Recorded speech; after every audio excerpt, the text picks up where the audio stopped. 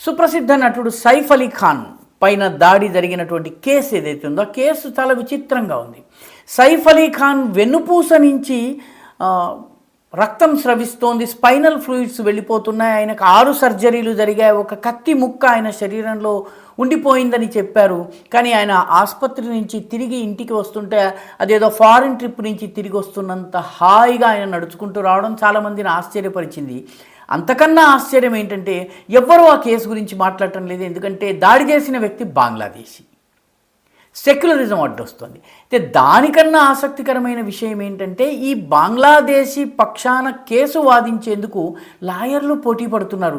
2 లాయర్లు ముంబాయిలో కొట్టుకున్నారు, లిటరల్గా కొట్టుకుని నేనంటే నేను కేసు వాదిస్తానని చెబితే చిట్ట చివరికి జడ్జి మీరు ఇద్దరూ కలిసి కేసు వాదించండి అని చెప్పారు. దాంతో వాళ్ళు ఇద్దరూ కలిసి ఇప్పుడు ఆ బంగ్లాదేశీని కాపాడేందుకు కేసు